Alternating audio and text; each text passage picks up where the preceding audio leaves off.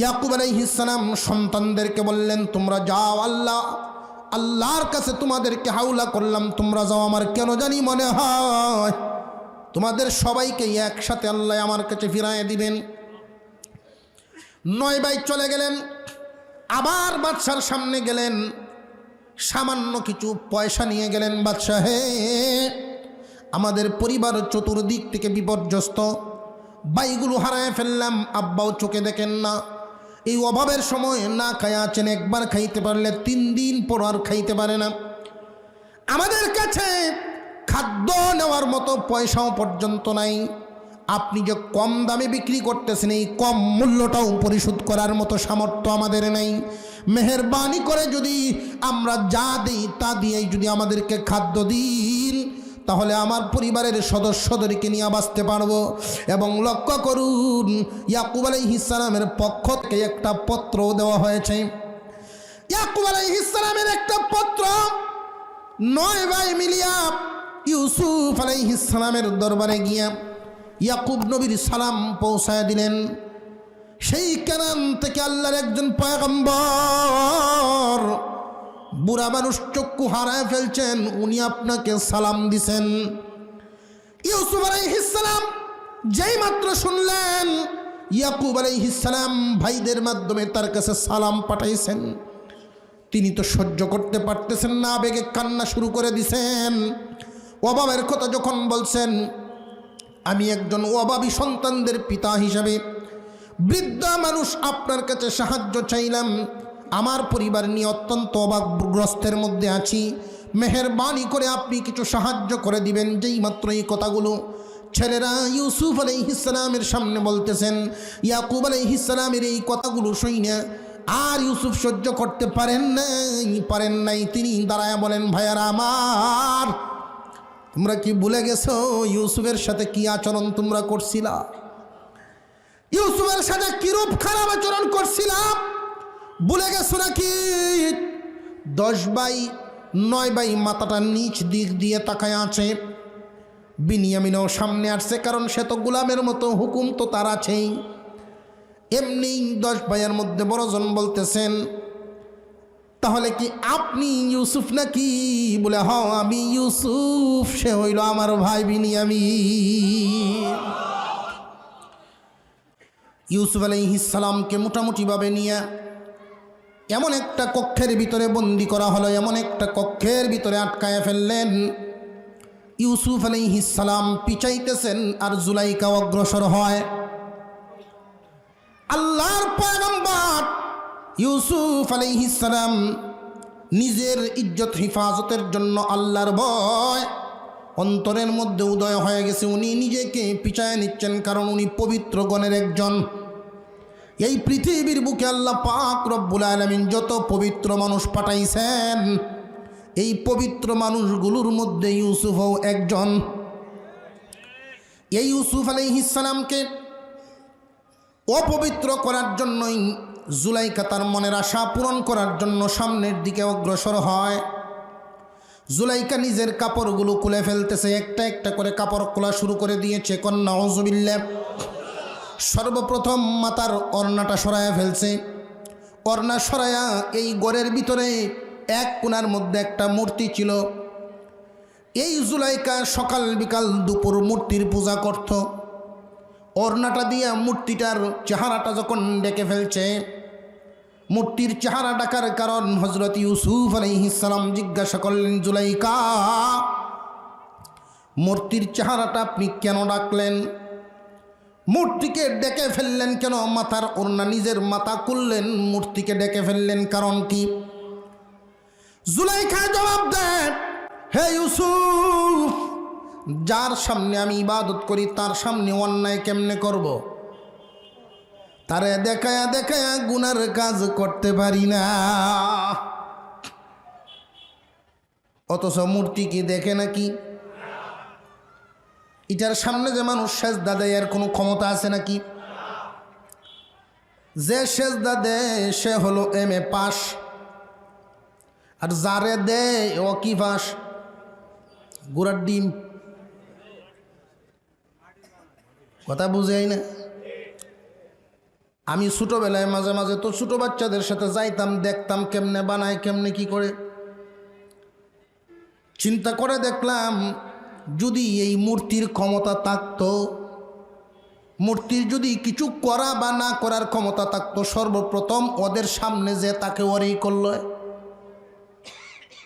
একটা লাথি দিয়ে উল্টায় ফেলাইল, বেয়াদব আমার সেজদা দিতে আইসস, আমার সামনে বক্তি দিবার আইসস, বেয়াদব পিছন দিয়ে কামড়া কি করছস? কথা বুঝেন? পিছন দিয়ে কামড়া কি করছস, এখন আবার সামনে তো সম্মান দিবার আইসস। কথা বুঝেন নাই? আমি আশ্চর্য, আজীব লাগে এই মানুষগুলোর দেমাগ কেমন। একটা বাঁশের মধ্যে ঠিকা লাগাইয়া এটার আবার সম্মান, দেখতেই তো বিশ্রী লাগে, আচানক লাগে। জুলাইখায় জবাব দেয়, আমি যারে ইবাদত করি, যারে সম্মান করি, তারে দেখায় দেখায় এই গুনাহ কেমনে করি। ইউসুফ আলাইহিস সালাম বলেন, জুলাইখা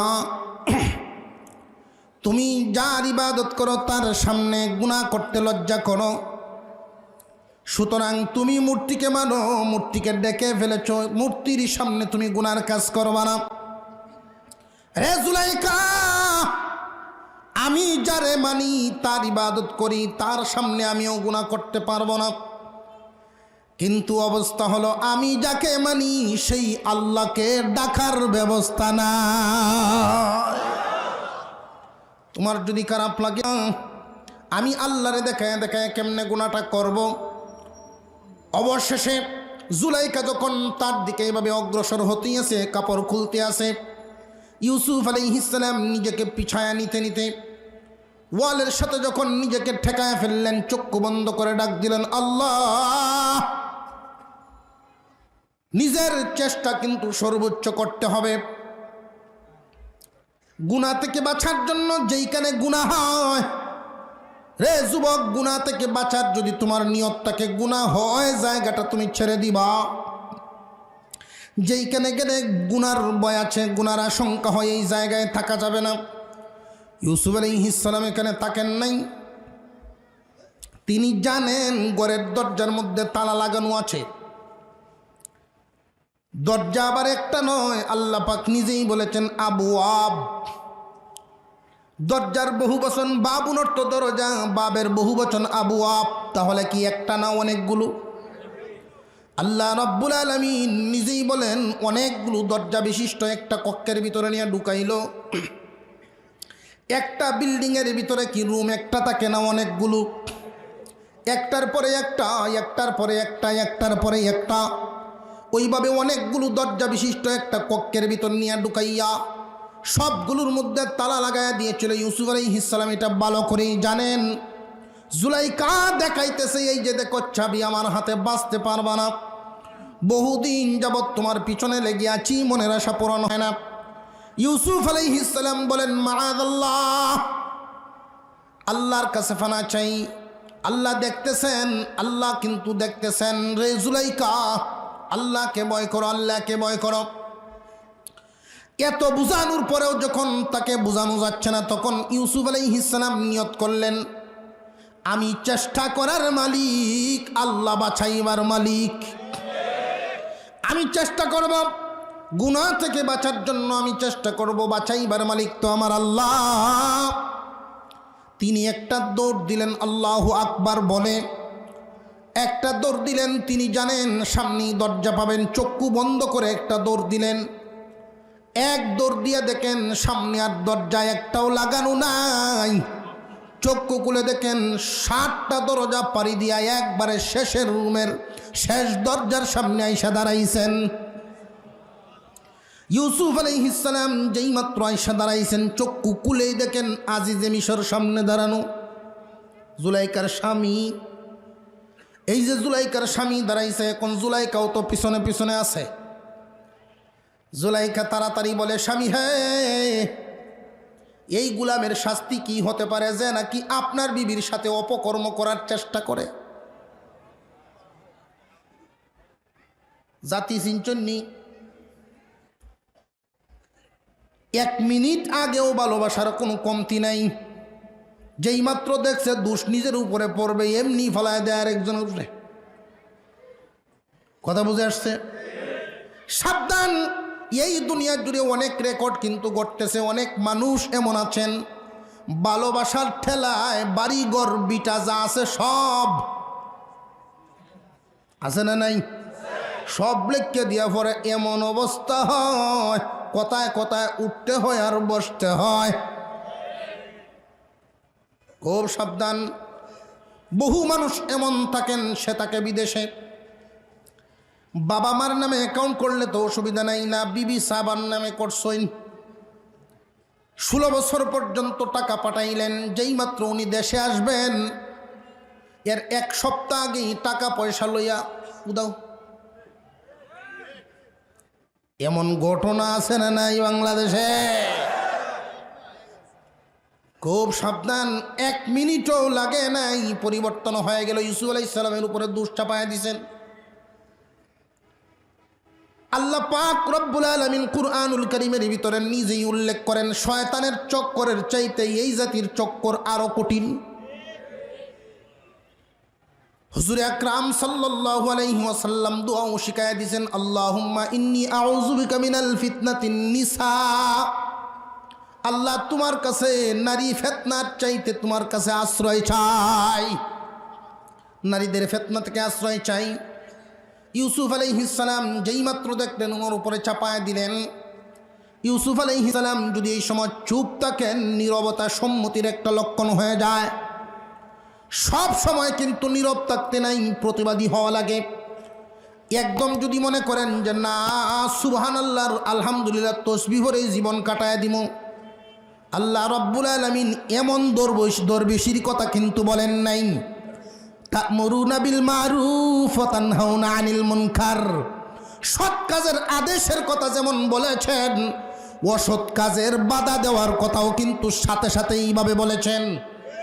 আমাদের সমাজে একদল মানুষ আছে, যদি কোনো জায়গায় প্রতিবাদের প্রয়োজন হয় তারা বলে না না আমরা সৎ কাজের আদেশে বিশ্বাসী, আমরা সৎ কাজের আদেশ শুধু আমল করি, অসৎ কাজে বাধায় বিশৃঙ্খলার মধ্যে আমরা নাই।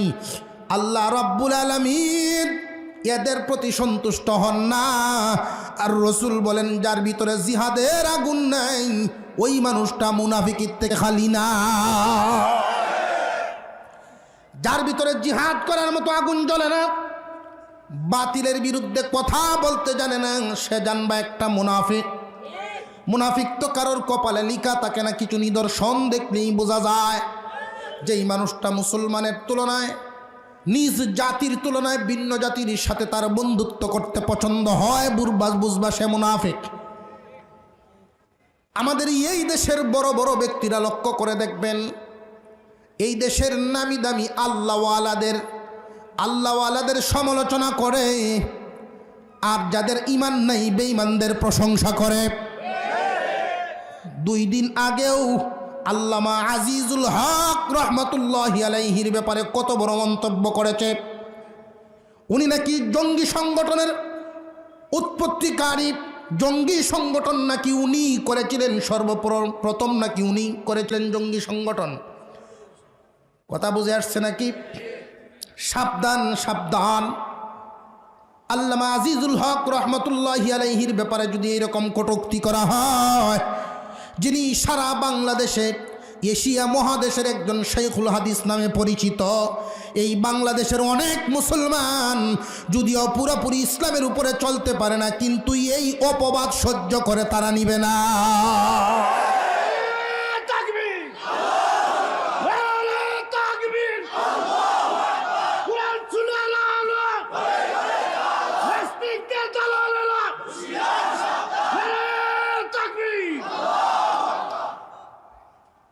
প্রিয় ভাইয়েরা,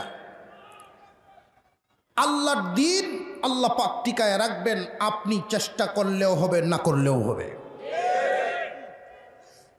আজকে তো আমরা এমন এক পরিস্থিতিতে আছি, কিয়ামতের দিন যদি রসুলের সামনে দাঁড়াই, আল্লাহর রসুল যদি জিজ্ঞাসা করেন আমার রেখে যাওয়া ইসলামের জন্য তুমি কি করে আসছো, আল্লাহ পাক রব্বুল আলামিন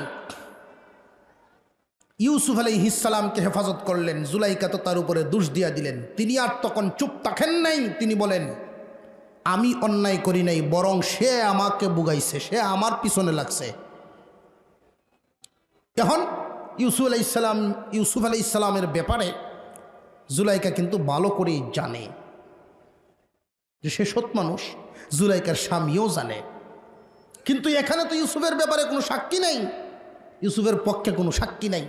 ইউসুফ আলাইহিস সালাম এই মুহূর্তে সাক্ষী কোথায় পাবেন? তো এই জাতীয় কথাবার্তা শুনলে দেখবেন হইহুল্লা লেগে যায়, খুব তাড়াতাড়ি প্রচার হয়, খারাপ কথা তাড়াতাড়ি, বদনাম ছড়ে খুব, ঠিক না বে ঠিক? মহলের ভিতরে যখন একটু হইহুল্লা লেগে গেছে, এমনি মহলের ভিতরের যত আশপাশের মানুষ সবাই সে সময় হয়েছে, কী হয়েছে কী হয়েছে। এর মধ্যে একজন মহিলা দুধ পান করে এমন এক শিশু কুলে নিয়ে আসছে, এত ছোট 6 মাসের বাচ্চা তার কুলে। ওই মহিলাও এখানে উপস্থিত হয়েছেন। ইউসুফ আলাইহিস সালাম অসহায় মানুষ, উনি গোলাম। আর ওই দিকে হইলেন আজিজে মিশরের বিবি। নেত্রীর দাম আছে না নাই? নেতা এবং নেত্রী যদি অন্যায় কয়, কয় না এটা ঠিক, ওই জোরে কন। ইউসুফ আলাইহিস সালামের পক্ষে কেউ কথা বলে না। আজিজে মিশর বলেন, ইউসুফ তোমার কোনো সাক্ষী আছে নাকি? তোমার যদি কোনো সাক্ষী থাকে তাহলে এই মুহূর্তে তুমি দাঁড় করাও, সবাই তো তোমার বিপক্ষে বলে। ইউসুফ আলাইহিস সালাম বলেন, সবাই আমার বিপক্ষে বলে জানি, আমার সাক্ষী হইল এই দুধের বাচ্চাটা। জোরে বলেন আল্লাহু আকবার। হ্যাঁ ইউসুফ, এই বাচ্চা কি করে কথা বলতে পারে যে আপনি তাকে জিজ্ঞাসা করেন? আল্লাহ রাব্বুল আলামিন বলেন, জিবরাইল, আমি আমার ইউসুফের পক্ষে সাক্ষীর ব্যবস্থা করে দিলাম। এই 6 মাসের বাচ্চাকে আমি এখন কথা বলাবো, যেই বাচ্চাকে 5 বছর পরে কথা বলাইতাম, এই বাচ্চাকে আমি এখন বলায় ফেলবো। ইউসুফ আলাইহিস সালামের পক্ষে এই বাচ্চায় যখন সাক্ষী দেওয়া শুরু করলো, সাক্ষী দেওয়ার সিস্টেমটা খুব ভালো ছিল, খুব লক্ষ্য করে দেখেন, কারণ আয়াতগুলো পরে পরে পড়ার মতো সময় তো কম আমাদের হাতে। ইউসুফ আলাইহিস সালামের ব্যাপারে এই বাচ্চা রায় দেয় নাই, রায়ের দায়িত্ব রাখছেন আজিজে মিশরের উপরে। ও আজিজ, আপনি আগে তাকায় দেখেন, লক্ষণগুলো দেখেন। ইউসুফের যেই জামাটা পিছনে চিরা না সামনে চিরা? যদি সামনে চিরা থাকে বুঝবেন ইউসুফ যাইতেছিল, জুলাইকা বাঁচতেছিল, বাঁচার জন্য সামনে হাত দিয়েছে, তাহলে ইউসুফ দোষী হবে, জুলাইকা নির্দোষ হবে। আর যদি ইউসুফের জামাটা পেছনে চিরা থাকে তাহলে জুলাইকা দোষী, ইউসুফ নির্দোষ। জুরে বলেন আল্লাহু আকবার। ইউসুফ আলাইহিস সালামের এই অবস্থাটা যদি দেখতে পান তাহলে পরে আপনি সিদ্ধান্ত নেবেন কে দোষী কে নির্দোষ। এই ছোট বাচ্চায় যদি বলে দিত ইউসুফ নির্দোষ, জুলাইকা হলো দোষী, তাহলে অনেকে মানলে মানতো, না মানলে মানতেও পারত, নাও মানতে পারতো, মানতেও পারতো, এটা তাদের ব্যাপার। কিন্তু এমন একটা সিদ্ধান্ত এই বাচ্চাটায় রাস্তাটা দেখায় দিল। সিদ্ধান্ত দেয় নাই, রাস্তা দেখায়া দিছে। যেই মাত্র আজিজে মিশর তাকায়া দেখে ইউসুফ আলাইহিস সালামের পাঞ্জাবিটার সামনে চিরা নাই, পিছন চিরা। কারণ জুলাইকা যখন পিছন দিক দিয়ে ধরছিল তখন পাঞ্জাবির টুকরা চিরে গেছিল। এমনি জুলাইকার স্বামী বলেন, তুমি দোষী, তুমি দোষী, আল্লাহর কাছে তওবা করো। হে ইউসুফ, মনে কিছু নিও না, তুমি মন থেকে এটা বাদ দিয়া দাও। এই কথা চতুর্দিকে ছড়ে গেছে। এলাকার অন্যান্য মহিলারাও, গণ্যমান্য মহিলারাও তো শুনে ফেলেছে উনি আজিজে মিশরের বিবি, গোলামের জন্য পাগল। এই কথা অন্যান্য বিবি মহিলারা যখন শুনে ফেলছে, কৃষিমন্ত্রীর বউয়ে শুনছে, স্বাস্থ্যমন্ত্রীর বউয়ে শুনছে, কথা বুঝেন? প্রধানমন্ত্রীর বউয়ের যদি এই অবস্থা হয়, অন্যান্য মন্ত্রীর বউয়েন আছে না? আমরাই বালা, আছে না? এই রকম সমালোচনা যখন শুরু করছে, ওই মহিলারা জুলাইকার ব্যাপারে বলে, জুলাইকা তো একদম পথভ্রষ্ট এবং নষ্ট হয়ে গেছে। কারণ হলো একটা গোলামের জন্য পাগল হয়ে গেছে, তার ব্যক্তিত্ব বলতে কিছু নাই। এই সংবাদ যখন জুলাইকায় পাইল, একদিন খাবারের আয়োজন করে এদেরকে ডাকাইছে আলোচনা করার জন্য। প্রত্যেক মন্ত্রীর বউয়েনরে ডাকছে, তোমরা আসো আলোচনা করি, তোমরা আসো। সব মহিলারা আসছে। মহিলারা এসে যখন বসছে, ইউসুফ আলাইহিস সালামকে জুলাইকায় হুকুম দিছে, ইউসুফ তুমি দরজার সামনে দিয়ে একটু হাইটে যাও। ইউসুফ আলাইহিস সালাম শুধু ঘরের দরজার সামনে দিয়ে গিয়েছেন। মেহমানদের অবস্থাটা ছিল তখন প্রত্যেকের হাতে ছিল এক একটা ফল, একটা চাকু। আপেল কেটে খাওয়ার জন্য চাকু দেওয়া হয়েছে। এই আপেলটা নিয়ে যখন চাকুটা আর আপেলটা একত্রিত করবে, আপেল কাটবেই, খাওয়া দাওয়া শুরু হয়েছে। এই টাইমে ইউসুফ আলাইহিস সালাম গেছেন এদিক দিয়ে। যেই মাত্র ইউসুফ আলাইহিস সালামের চেহারাটাই মহিলারা দেখছে, দেইকাই মহিলারা বলতেছে, আল্লাহু আকবার, সে কি কোনো মানুষ নাকি ফেরেশতা? সে কি মানুষ নাকি? আজীব, এত সুন্দর, আশ্চর্য। আপেল কাটা তো আঙ্গুল টুমায় এলেছে সব। এখন জুলাইকায় বলে, তোমরা দেখছো নি আমি কার জন্য পাগল হয়েছি? আমার জায়গায় তোমরা থাকলে তোমরা তো গলা কাটলায়। এখন তারা বুঝছে কথাটা ঠিক হই। এবং আজিজে মিশরের সামনে জুলাইকায় গিয়া বলেন, আপনি কয়েকদিন যাবৎ আমার সাথে আপনি কথা বলেন না, অভিমান করেছেন কেন? আমি গোলামের প্রতি দুর্বল হয়ে গেলাম। হ্যাঁ স্বামী, আপনাকে শুধু একটা নমুনা দেখাইলাম। আমার জায়গায় ওই মহিলারা থাকলে তারাও কি করতো এখন বুঝেন। এক নজর দেইকাই সহ্য করতে পারে নাই, আঙুল কেটে ফেলছে। এখন আমার একলা দোষ না ইউসুফ সুন্দরের দোষ? নিজেরে বাঁচাইতো। এখন কি করা? এখন তো কৃষিমন্ত্রীর বউ মাঝে মাঝে খবর পাঠায়, একটু দেখতাম। স্বাস্থ্যমন্ত্রীর বউ কয়, এই দিক দিয়ে যদি একটু আইতো আমিও একটু দেখতাম। আগে আসেনি এক যন্ত্রণা, এখন তো যন্ত্রণা কমছে না, আরো বাড়ছে। ইউসুফ আলাইহিস সালাম বলেন, আল্লাহ, ওরা যেমনে আমার পিছনে লাগছে আমারে তো ওরা অন্যায়কারী বানায় দিব।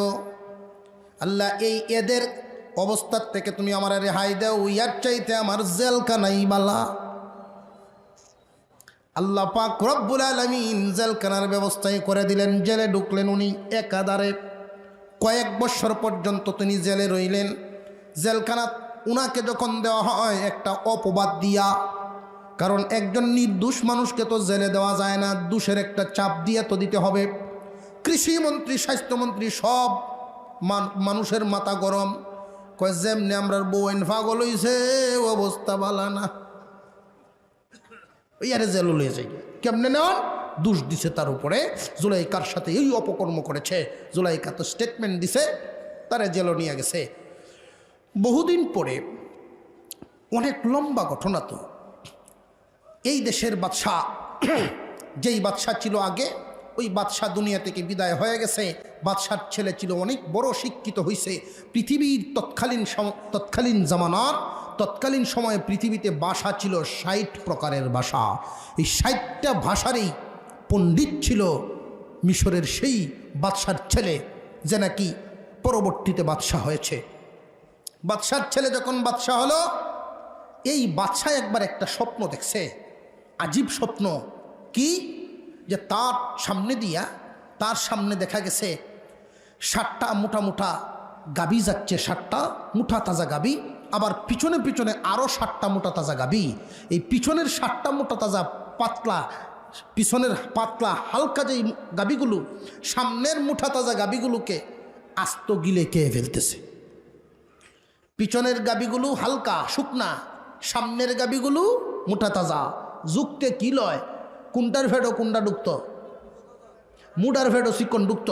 কিন্তু উনি স্বপ্নে দেখছেন চিকনের ফেডো মোটা ঢুকে। স্বপ্ন কি বাউনা উল্টা? এরপরে 7টা শীষ দেখছেন, ধানের শীষ, গমের শীষ, বিভিন্ন ফসলের শীষ আছে না? 7টা শীষ দেখছেন খুব মোটা মোটা, আবার 7টা শীষ দেখছেন খুব শুকনা। এই যে স্বপ্নটা দেখলেন, দেইকা তিনি বলতেছেন, হে তাবিদকারীরা, তোমরা আমার এর ব্যাখ্যা দাও। প্রত্যেকটা দেশের মধ্যে সরকারি কিছু আলেম ওলামা থাকে না? আছে না? তৎকালীন জামানায়ও ছিল। ধর্মীয় লোকদেরকে জিজ্ঞাসা করেছে, তোমরা আমারে একটু বুঝায় দাও, তোমরা আমারে বুঝায় দাও, যদি বুঝাইতে পারো তাহলে আত্মা শান্তি হয়। এক একজনে এক এক জুইতের ব্যাখ্যা দেয়, কিন্তু বাদশার তো এই মন মতো হয় না। লাস্টের দিন বাদশাহ বলতেছে আজকে তোমাদের আমাকে সন্তুষ্টজনক এক ব্যাখ্যা দিতেই হবে। অবশেষে তারা বলতেছে আপনার এই স্বপ্নটা কোনো স্বপ্নই না, হয়তো আবিজাবি স্বপ্ন দেখুন কেন লাগে, অর্থ নাই কোনো। এখন বাদশাহ মন খারাপ করিয়া যখন নাস্তা করতে বসছে, তার মন খুব খারাপ। জ্ঞানীগুড়িরা তারে বলতেছে, হ্যাঁ এটা কোন জাতের স্বপ্ন দেখছই, এটা কোন জাতের স্বপ্ন দেখছেন যেটার অর্থ খুঁজে পাই না আমরা, এরকম স্বপ্ন হইল। তার কাছে এই স্বপ্নটা খুব লাগছে, কিন্তু ওনারা তো অর্থ পারতেছে না। আসলে অর্থ আছে না নাই, এরার ক্ষমতা নাই। এরা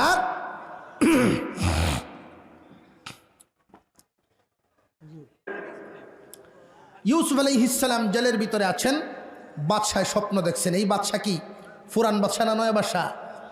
কথাটা বুঝতে পারতেছেন তো? এই নয়া বাদশাহ কিন্তু ইউসুফ সম্পর্কে কিছু জানে না।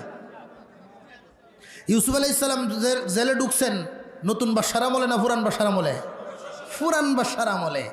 মন্ত্রীরা জানে, অনেকেই জানে, দেশের মানুষে জানে ইউসুফ দোষী মানুষ জেলে আছে। এই ইউসুফ আলাইহিস সালামের সামনে, ইউসুফ আলাইহিস সালামের সাথে যেই দিন দুইজন যুবক থাকতো জেলখানার ভিতরে, এই দুই যুবক এরাও জেলের ভিতরে একটা স্বপ্ন দেখছেন। দেখিয়া জেলখানার ভিতরে একসাথে যদি 20-25 জন আসামি থাকে, এখানে কার আচরণ কেমন আসামি কি কইতে পারে না, বলতে পারে। একজন আর একজনের আলামত দেখলেই বলতে পারে ইউসুফ আলাইহিস সালামের চালচলন অন্যরকম, অন্য আসামিদের চালচলন অন্যরকম। এই দুইজন লোক যে যুবক ছিল, এই দুইজন ছিল রাজ পরিবারের কর্মচারী, রাজপ্রাসাদের কর্মচারী। দুইজনকে জেলের ভিতর থেকে বাহির করা হবে, কিন্তু এর আগে এই দুইজন মানুষ স্বপ্ন দেখছে দুইটা। একজনের স্বপ্নে দেখছে মাথায় করে রুটি নিয়ে যাচ্ছেন মাথায় করে, তার মাথা থেকে আবার রুটিগুলো কাকে ঠুকরায় নিয়ে যাচ্ছে, পাখিরা ঠুকরায় নিয়ে যাচ্ছে। উনি দেখছেন এই স্বপ্ন। ওনার সাথে যে আরেক যুবক ছিল, সে স্বপ্নে দেখছে যে উনি আঙ্গুর এইভাবে চিপা দিয়া আঙ্গুনকে যখন এইভাবে রস নিংড়াইয়া বাদশাকে পান করাইতেছে। ইউসুফ আলাইহিস সালাম বললেন, আমি এই স্বপ্নের ব্যাখ্যাটা তোমাদেরকে বলে দিচ্ছি, তোমরা আগে শোনো। আল্লাহর উপরে ঈমান আনো, এমন রবের উপরে ঈমান আনো। তোমরা তো এমন বাপদাদারা শিখানো এমন কিছু নামের উপরে তোমরা ভক্তি করো, এমন কিছু নামের উপরে সেজদা করো, যেইগুলোর নামের ব্যাপারে কোরআন হাদিসে বা বড় বড় গ্রন্থগুলোতে, আসমানি কোনো গ্রন্থে কোনো দলিলাত নাই। এটা তোমরা বানাইছো। দ্বীনের তাওহীদি বয়ান দিয়া লাস্টে উনি বললেন যে এই স্বপ্নের ব্যাখ্যা হলো, যিনি স্বপ্নে দেখছো মাথায় করে রুটি নিয়ে যাচ্ছ, তার মাথা এমনভাবে তাকে শুলিতে চড়াইয়া মারা হবে, তার শাস্তি হবে ফাঁসি। শুলিতে চড়াইয়া তাকে লটকায় রাখা হবে। মিশরের শাস্তির সিস্টেমটাই ছিল তখন এমন। ইউসুফ আলাইহিস সালাম তখনও প্রেসিডেন্ট হন নাই। মিশরের রাজার আইন ছিল এমন, অন্যায়কারীকে ফাঁসিতে ঝুলাইয়া এমনভাবে রাখা হতো, মানুষ এখান থেকে দেখতো আর শিক্ষা গ্রহণ করত। মানুষ যাতে ভয় পায়, তোমাকেও অনুরূপ করা হবে। আর শুলিতে যখন ঝুলায় তোমাকে মেরে লটকায় রাখা হবে, পাখিরা তোমার মগজ টুকরায় খাবে। এই লোক বলতেছে, ধর্মে তুমি এটা একটা ব্যাখ্যা দিলা, আমি এটা স্বপ্ন দেখছিই না। কিন্তু সে দেখছে সত্যি। সে দেখে যখন দেখছে স্বপ্নের ব্যাখ্যা তার মন মতো হয়েছে না। অনেক মানুষ দেখবেন হুজুরের কাছে মাসালা জিগাইব, কর্ম আগে নিজে করিয়া পরে গে মাসালা জিগাইব, হুজুর এটা এইভাবে না। তো অনেক হুজুর আছেন, যদি দেখে জানা লোকটা একটু শক্তিশালী, কাজ্যে খুর, কয় হ্যাঁ হয়েছে তাই হয়ে গেছে। আর যদি দেখেন যে না আমি মাসালাটা সঠিক করে জানি, সে রাগ হোক আর এই খুশি হোক, আমার এটা দেখার ব্যাপার না, আমি সঠিকটা বলে দেব যে এটা এইভাবে না ওইভাবে। তখন সে জবাব দেয়, শুনছি মৌলবীরা একজনে এইভাবে কয় আর একজনে আরেকভাবে কয়, যে কে কোনভাবে কইছে নাম না হুজুররা। ওই হুজুরদের দোষ দিতে খুব মজা লাগে, তাই না? কেউ যদি দেখে একজন হুজুর খুব স্পিডে আটকে যেতেছে, খুব স্পিডে হাঁটতেছেন। জিজ্ঞাসা করে, হুজুর আপনি কোথায় যান? দাওয়াত কার বাড়িতে আজকে? যদি আস্তে আস্তে হাঁটেন, না জানি কার বাড়িতে খাইছি রে বাবা।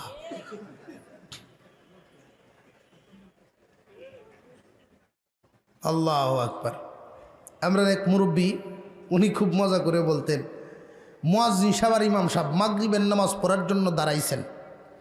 ইমাম মুয়াজ্জিন সাহেব বলতেছেন, হুজুর একটু দাঁড়াই, আমরা দুইজন যে দাঁড়াইমু নামাজে, কারণ এলাকাটা তো এটা সন্ত্রাসী এলাকা, সুদ ডাকাইতের এলাকা, বদমাইশের এলাকা। কারণ আপনি ইমামতির দাঁড়ায় গেলেন, এই টাইমে যদি কোনো সন্ত্রাসী বা কোনো সুরে আমার বাসায় লয়ে যায়, সুতরাং একটু অপেক্ষা করেন কোনো সাথী ভাই কিনা। কিছুক্ষণ পরে দেখা যায় মুতাউল্লি সাহেবের ছেলে যায় এদিক দিয়ে। হুজুর এই যে আমাদের মুতাউল্লি সাহেবের ছেলে, আপনি ডাক দিলে আইব। তো মুতাউল্লি সাহেবের ছেলেরে ডাক দিছে, এই মিয়া এন্টাস মিয়া। মুতাউল্লি সাহেবের ছেলের নাম তো এরমই হইতে পারে। এন্টাস মিয়া আইছে, আপনি আমরা সাথে নামাজটা পড়েন। কয় হুজুর টুপি আনছি না। হুজুর বলতেছেন, আরে টুপি ছাড়া তো নামাজ হয়, মাসলা তো আমরা দিব, টুপি ছাড়া নামাজ হবে, অসুবিধা নেই। হুজুর কাপড় লুঙ্গিটাও বেজাল, লুঙ্গিও বেজাল বলে হ। হুজুর বলতেছেন, অসুবিধা নেই, নামাজের টাইম যখন চলে যাচ্ছে আমরা জামাতও পড়তে হইব, আপনি এই কাপড় নিয়েই দাঁড়ায় যান, না পড়ার কি বলা, দাঁড়ায় যান, কবুলের মালিক আল্লাহ তাআলা কবুল করবেন, আপনি দাঁড়ায় যান। যখন দেখছে হুজুর সব দিক দিয়ে মাসলা দিয়ে ফেস পাস দিয়ে দরকার, সুডার বাও নাই, আমি ভরতাম হই না।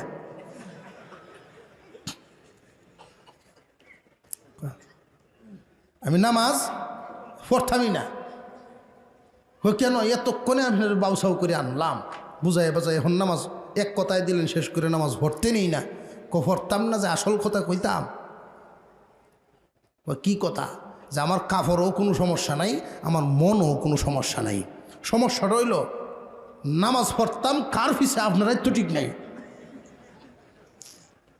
এখন যত দোষ হুজুরের উপরে দিয়া এন্টাসমে খুব ডাডে আটকে গেছে, চলে গেছে।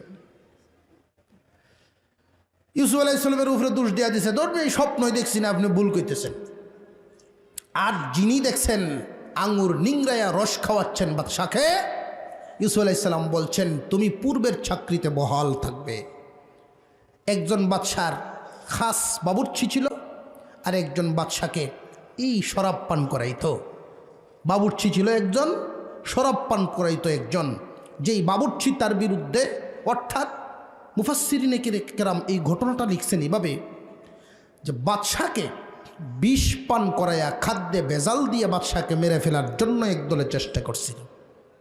বাদশাকে যখন বিষ পান করাইয়া, খাদ্যের মধ্যে বিষ পান করাইয়া ভেজাল দিয়ে মেরে ফেলতে চাইছিল, তো বাদশার যে ডাক্তার ছিল চেক করে ফেয়ে ফেলছে যে এখানে খাদ্যে বিষ মিশানো, কে মিশাইলো। অবশেষে তো দুষ্ট হইল এই দুইজনের করে মুখে উঠায় খাওয়ায়। এই দুজনকে যখন আসামির কাঠগড়ায় দাঁড় করানো হলো, যিনি মুখে উঠায় খাওয়ায়, শরাব পান করান, উনি বলতেছেন, আমি তো জানি না এই খাদ্যের মধ্যে কে মিশাইছে ভেজাল, আমি জানি না। তখন তাকে জিজ্ঞাসা করা হয়েছে, সে জবাব দিছে যে খাদ্যের মধ্যে ভেজাল ওই লোকটাই মিশাইছে। তখনই বাদশাহ বুঝে ফেলছেন যে আসলে তো ওই লোকটাই সঠিক, যে নাকি কাউকে দোষারোপ করে নাই। সে জানে না, নিজের অপারগতা বলেছে, কিন্তু সে বলতেছে ও করছে, ডাইরেক্ট দোষারোপ করে ফেলছে, তাহলে আসলেই ও দোষী। তল্লাশি লাগাইয়া দেখলো সত্যিই ওই দোষী, বাদশাকে মারার জন্য বিষ মিশাইয়া দিয়েছিল খাদ্যে। অবশেষে তাকে ফাঁসিতে ঝুলানো হয়, তার মগজটা পাখিরা টুকরায় টুকরায় খায়, আর ওই যুবক নাজাত পায়, পূর্বের চাকরিতে বহাল হয়। এখন বাদশাকে শরাব পান করায়, আগে পান করাই তো পুরান বাদশাকে, এখন পান করায়। কথা বুঝে আসছে? এই লোকটা ছিল কোথায় কিছুদিন আগে? জেলখানায়। ইউসুফ আলাইহিস সালামকে চিনে কিনা? চিনে না? চিনে। ইউসুফ আলাইহিস সালামকে স্বপ্নের ব্যাখ্যা দিতে পারে, এটা তো সে জানে। যেই মাত্র দেখলেন বাদশার মনটা খুব খারাপ, সকল জ্ঞানীগুণীরা উনাকে চাপাচাপি করে উনাকে বলতেছে, কি স্বপ্ন হাবিল তাবিল স্বপ্ন দেখেন, এই সমস্ত স্বপ্ন আর দেখেন না কোনোদিন, না করে গেলাম আমরা। বাদশার মন খুব খারাপ, নাস্তা করতেছে, খায় না, এরকম করছে। তখন এই লোকটায় বলে দিল, বাদশাহ হে, যদি অনুমতি দেন একখান কথা আমি বলতাম। কি কথা? হে বাদশাহ, জেলখানার ভিতরে একজন জ্ঞানী মানুষ আছে, যিনি নাকি সৎ মানুষ, তার নাম হলো ইউসুফ।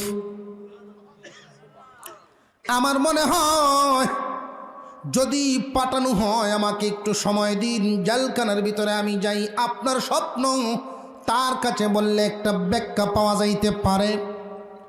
ইউসুফ আলাইহিস সালামের কাছে যখন এই লোকটাকে পাঠায় দেওয়া হলো, উনি গেলেন, গিয়েই যখন স্বপ্নটা বললেন, ইউসুফ এই দেশের বাদশায় স্বপ্ন দেখছে।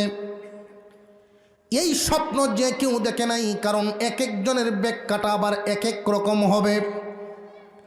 একই স্বপ্ন দুইজনে দেখলে ব্যাখ্যা দুই রকম হবে। ব্যক্তির উপর নির্ভর করে, সময়ের উপরে নির্ভর করে। ইউসুফ আলাইহিস সালামকে জানানো হলো এই স্বপ্নটা দেখেছেন বাদশাহ। বাদশাহ স্বপ্ন দেখেছেন মোটা মোটা তাজা 60টা গাভী, এরপরে দেখেছেন হালকা জীর্ণ 60টা গাভী। আশ্চর্যের ব্যাপার হলো মোটা তাজা গাভীগুলোকে শুকনা গাভীগুলো আস্ত করে গিলে ফেলছে এক একটায়। ও ইউসুফ, 60টা শীষ দেখা হলো শস্যে ভরা, এরপরে 60টা শীষ দেখা হয়েছে শুষ্ক। এই ব্যাখ্যাটা বোঝার জন্য তোমার কাছে আসলাম। ইউসুফ আলাইহিস সালাম জানায় দিলেন, যেহেতু বাদশাহ স্বপ্ন দেখেছেন, এটার ব্যাখ্যা হবে এমন। বাদশাহকে গিয়ে বলো তার দেশের মধ্যে এই যে আসতেছে 7 বছর, এই 7 বছর পর্যন্ত বিশাল সম্পত্তি, বিশাল উৎপাদন হবে, সম্পদ, ফসল ফলাদি সব কিছুই ভালো উৎপাদন হবে, যা লাগাইবে তাই হবে। এই জমির শক্তি আল্লাহ বানায় দিবেন, কিন্তু 7 বছর পরে আর ফসল ফলাদি হবে না, দুর্ভিক্ষ দেখা দিবে। 7 বছর পর্যন্ত থাকবে এমন, যেই 7 বছর নাকি আর বৃষ্টি বাদল হবে না, মাটি শুকায়া যাবে, মাটি মরে যাবে, তখন তো আর কিছু হবে না।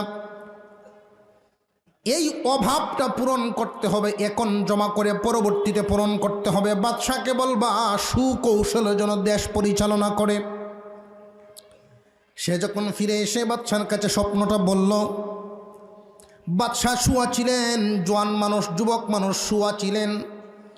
তিনি উঠে বসে গেলেন, বললেন, এত সুন্দর ব্যাখ্যা আমার মনোভূত হয়ে গেছে। আমি তো আফসোস করতেছি, এত একজন জ্ঞানী মানুষ আমার দেশের জেলখানায় কেন? এত বড় জ্ঞানী মানুষ আমার দেশের জেলখানায়, কারণটা কি? কি কারণে উনি জেলে গিয়েছিলেন? যাও তোমরা উনাকে গিয়ে নিয়ে এসো, আমার গাড়ি লয়ে যাও। রাজকীয় গাড়ি পাঠানো হলো, ঘোড়ার গাড়ি ছিল তৎকালীন জামানায়। আমার গাড়ি নিয়ে উনাকে গিয়ে নিয়ে আসো, কিন্তু উনি তো আসেন নাই। উনি বলেন, বাদশাহের জায়গায় বসে থেকে আমারে মুক্তি দিয়ে দিল, আর আমি মুক্তি নিয়ে গেলাম। এইভাবে আমি মুক্তি নিতে চাই না। তুমি নতুন বাদশাকে গিয়ে বলবা, যেই ঘটনাকে কেন্দ্র করে আমাকে জেলখানার ভিতরে দেওয়া হয়েছিল, ওই ঘটনাকে আবার তদন্ত করার জন্য, সত্যটা উদ্ঘাটন করার জন্য আমাকে অপরাধী বানায় অপরাধী প্রচার করে জেলে দেওয়া হয়েছে। যারা আমার বিরুদ্ধে নালিশ করেছিল তাদেরকে ডাকায় আজকে সেই দিনের ঘটনাকে জিজ্ঞাসা কেন্দ্র করে, যেই দিনের ঘটনাকে কেন্দ্র করে আমাকে দোষী সাব্যস্ত করা হয়েছিল, বাদশাহকে বলো তাদেরকে ডাকায়া সেই বিষয়টা তদন্ত করে, যতক্ষণ পর্যন্ত আমি নির্দোষ প্রমাণ না হব, নির্দোষ প্রমাণিত না হব। যদি নির্দোষ প্রমাণিত হই তাহলে আমি নির্দোষ মানুষ মুক্তি পাইতেই পারি, আর যদি দোষী হই তাহলে দোষী মানুষ বাদশার দয়ায় বাইরে গেলে লাভ কি? কথা বুঝে আসছে নাকি?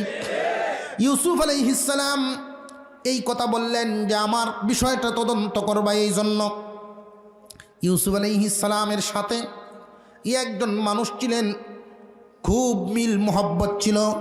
ইউসুফ আলাইহিস সালাম বলেন, আমি যদি এই অবস্থায় বাদশার সাধারণ কমায় আমি বাহির হয়ে যাই, তাহলে তো দোষের বোঝাটা আমার গাড়ির মধ্যে চিরদিন রয়েই গেল, তদন্তের সুযোগ আর হলো না। এখন তদন্ত হোক। নতুন বাদশা যেহেতু এসেছেন, পরিবেশটাও আশা করি ঠিক হবে, কারণ উনি শিক্ষিত মানুষ। কয়টা ভাষার শিক্ষিত? 60 ভাষার শিক্ষিত উনি। মুক্তি দেওয়া হলো। তদন্ত যখন করা হলো, তদন্ত করে দেখা গেল সব মহিলাদেরকে জমা করা হয়েছে, জুলাইকাও তো আছে। জিজ্ঞাসা করা হলো, জুলাইকা বলেন এখন তো সত্য বলার সময় এসেছে। তিনি সত্য বললেন, নিজের অপরাধ নিজে স্বীকার করলেন।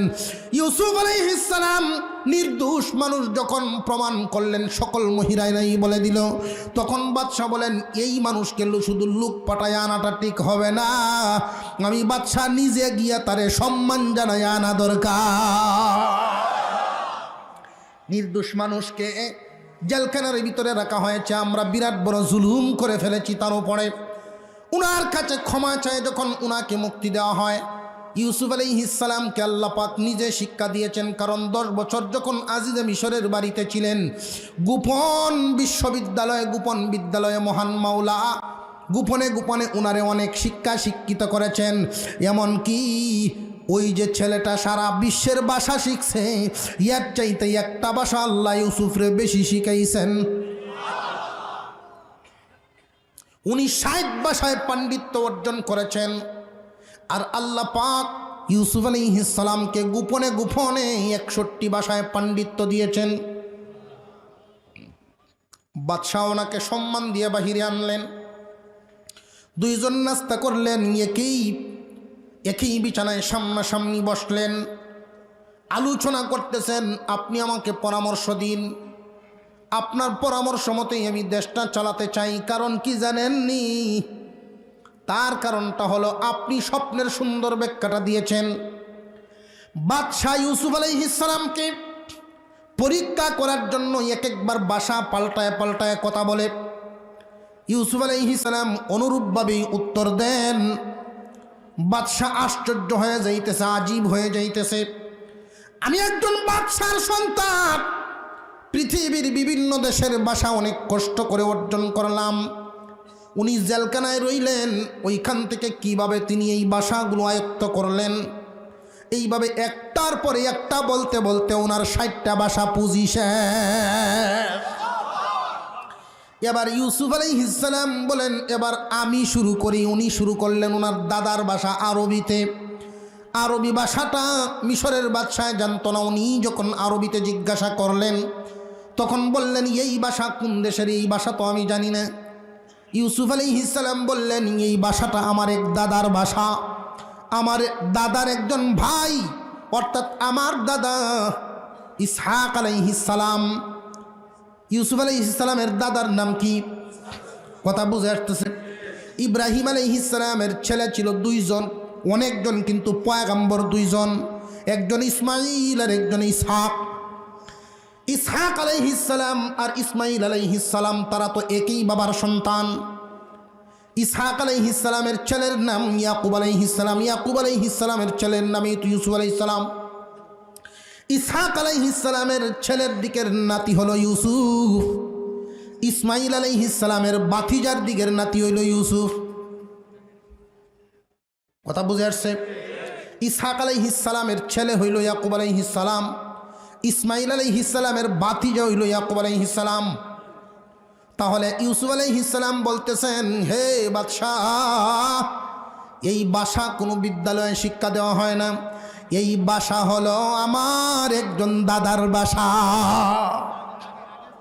এই ভাষা হলো আমার দাদার ভাষা।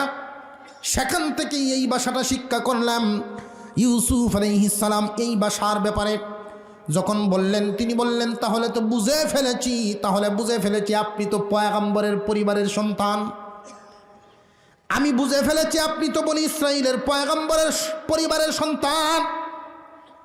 ইউসুফ আলাইহিস সালামকে সম্মান দেওয়া শুরু করলো। আজকে আমি আপনাকে সম্মানিত স্থানে আদিষ্ট করতে চাই, সম্মানিত স্থানে আপনাকে বসাইতে চাই। কোন জায়গায় বসবেন আপনি বলুন?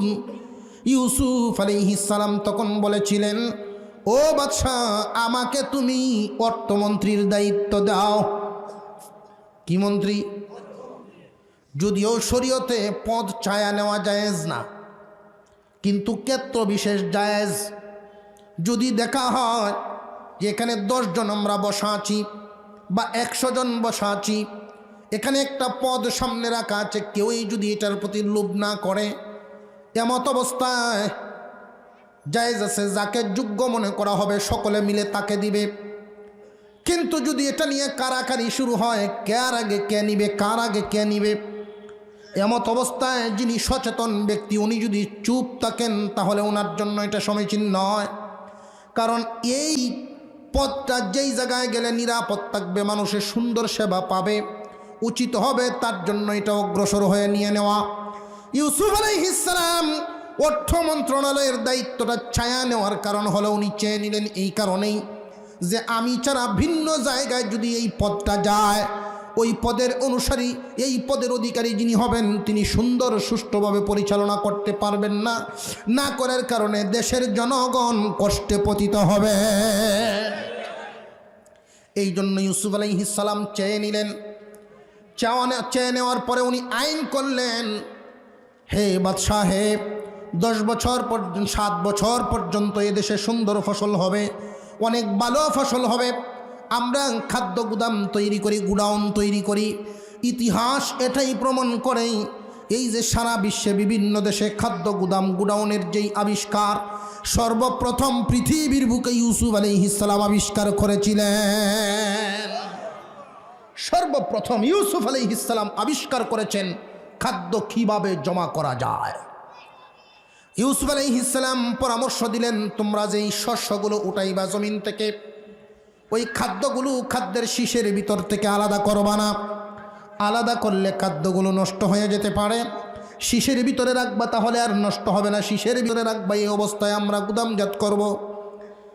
7 বছর পর্যন্ত খাদ্য উৎপাদন করলো, গুদামজাত করা হলো। মানুষের যতটুকু খাদ্যের মধ্যে লাগে, যতটুকু পরিবারের সদস্যদেরকে লালন পালন করতে লাগে, এতটুকুন রেখে বাকিটা সব জমা রেখেছেন, লিস্ট করেছেন। যে যে পরিমাণ দিবা ওই পরিমাণ পরে পাইবা। সবার তো লিস্ট করা আছে, কারণ তোমরা এখন জমা রাখো, নিজের তো জমা রাখার জায়গা নাই, সরকারিভাবে ব্যবস্থা করা হয়েছে, জমা রেখে যাও, বিপদের সময় পাইবা। এইভাবে জমা করা হলো। জমা করে করে 7 বছর পর্যন্ত যখন এই কৌশল অবলম্বন করা হলো, 7 বছর পরে দুর্ভিক্ষ দেখা দিল। আসমানে তো মেঘ নাই, জমিনে বৃষ্টি নাই, জমিন মরে গেল, এই জমিনে কিচ্ছু হয় না। 7 বছর পর্যন্ত যখন এই অবস্থা হলো, এই দুর্ভিক্ষটা শুধু মিশরে থাকে নাই, মিশরের আশপাশের দেশগুলোতেও ছড়ায় ছিটায় পড়েছে এই অবস্থা। মিশরের পাশাপাশি দেশ সিরিয়া, জর্দান, সমস্ত দেশগুলোতেও ছড়ায় গিয়েছিল। ইউসুফ আলাইহিস সালামের দেশের মধ্যে যখন আইন করে দেওয়া হলো, আশপাশের দেশ থেকে যদি কেউ আসে খাদ্য নেওয়ার জন্য, অভাবী মানুষ, তাদেরকে ফেরত দেওয়া হবে না। তাদেরকেও একটা উট বুঝাই করে, একটা উট বুঝাই মানে 1 মাসের খাদ্য, 1 মাসের খাদ্যশস্য দেওয়া হতো 1 উট বুঝাই করে। আশপাশের ভিন্ন দেশ থেকে যদি কেউ আসতো, অন্য দেশের মানুষ আসতো, তাদেরকেও খাদ্য দিত, কম দামে খাদ্য দিত। কিন্তু দুর্ভিক্ষের কারণে অবস্থাটা তো এমন ছিল, রাষ্ট্রীয় কোষাগার ছাড়া তো অন্য কোনো জায়গায় খাদ্য মিলত না। এই জন্য লিস্টের মাধ্যমে বিভিন্ন দেশের মানুষ এসে খাদ্য নেওয়ার জন্য জমা হলো। নিজের দেশের মানুষদেরকে দেওয়া হয় 1 সপ্তাহের জন্য, আর বাহি দেশের মানুষেরা আসলে দেওয়া হয় 1 মাসের জন্য। ইউসুফ আলাইহিস সালাম এইভাবে যখন বন্টন শুরু করাইলেন, একদিনের ঘটনা, হঠাৎ করে দেখেন কেনানের একদল মানুষ। কেনানের মানুষ কারা? নিজের আপন ভাই যারা, ইয়াকুব আলাইহিস সালামের সন্তানেরা। সিরিয়ার সেই কেনান অঞ্চলের ইয়াকুব আলাইহিস সালামের ছেলে তো ছিল 12 জন। ইতিহাস তো শুরুটা আপনাদের জানা আছে। এই 12 জন ভাইয়ের মধ্যে 2 ভাই ছিল 1 মার গর্বের, আর 10 ভাই ছিল আরেক মার গর্বের।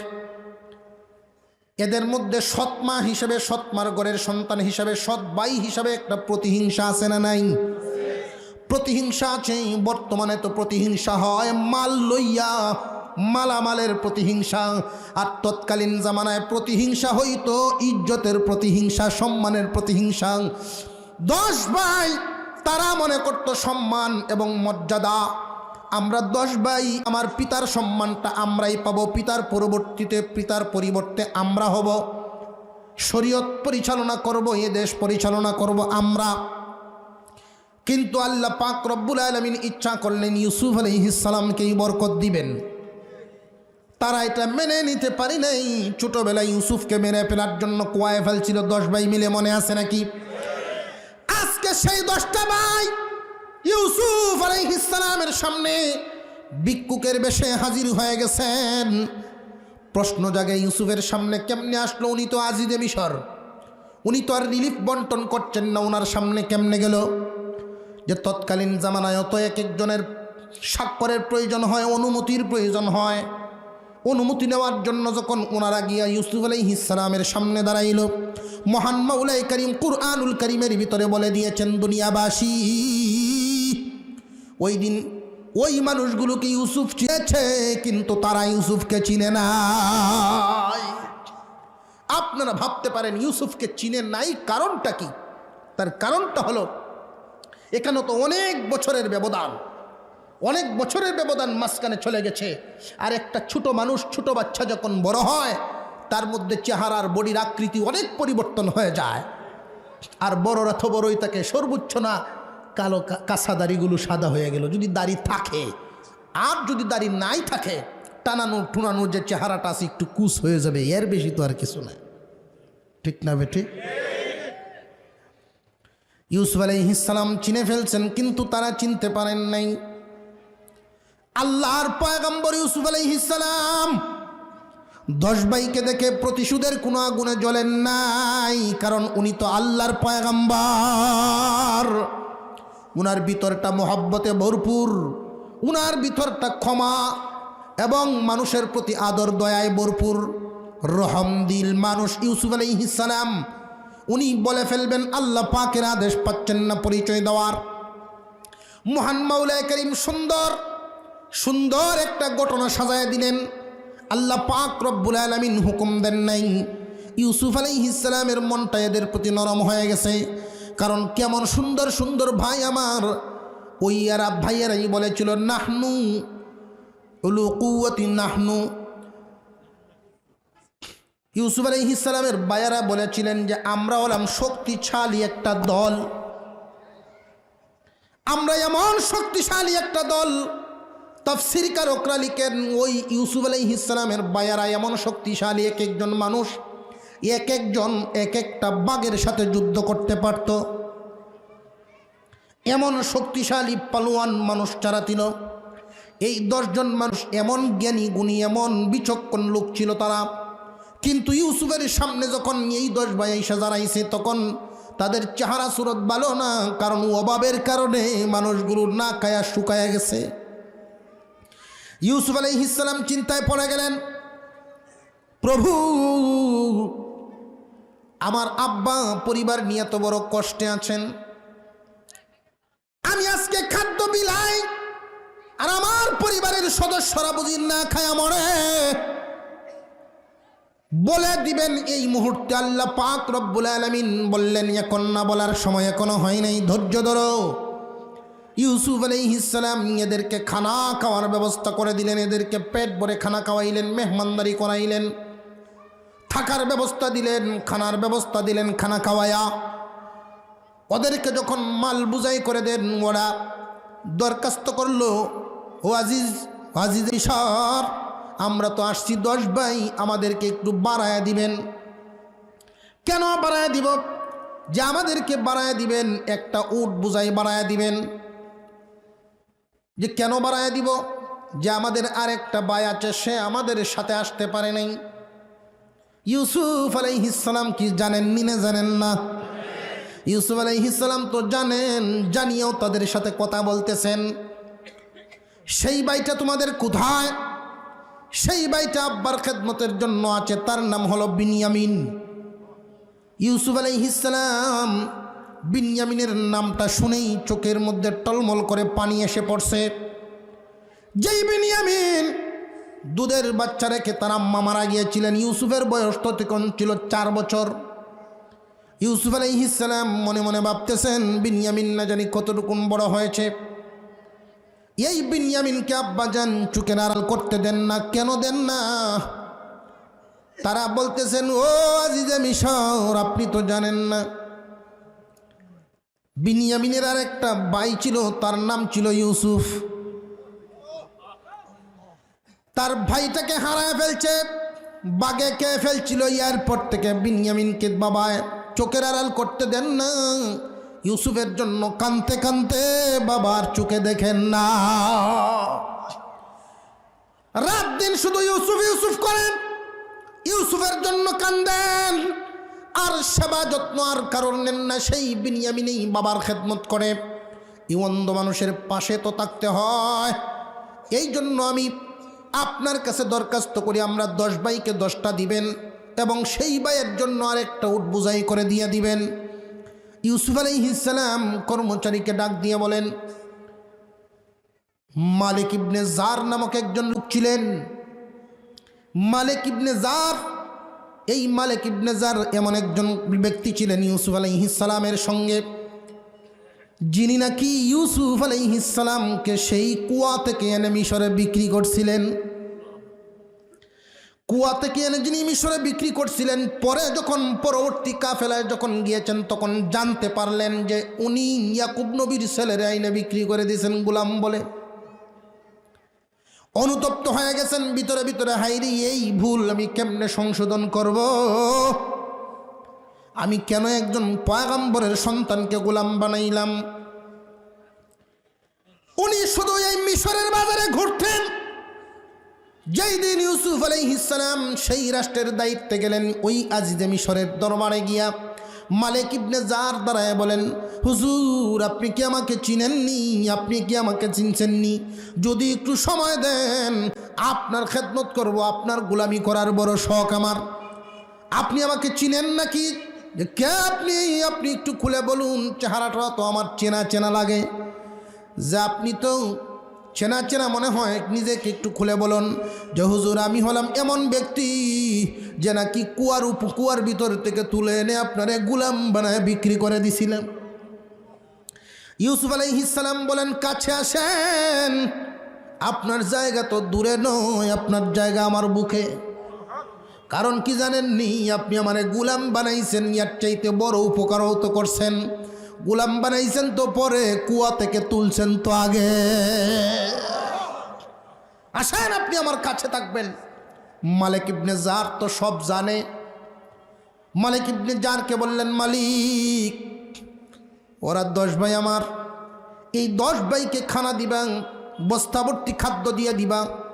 যেই টাকাগুলো জমা দেওয়ার কথা রাষ্ট্রীয় কোষাগারে, এই টাকা আমার দরকার নাই, টাকাগুলো এদের বস্তার ভিতরে ভরিয়ে দিয়ে দিবা, ওরা যেন আবার আসতে পারে।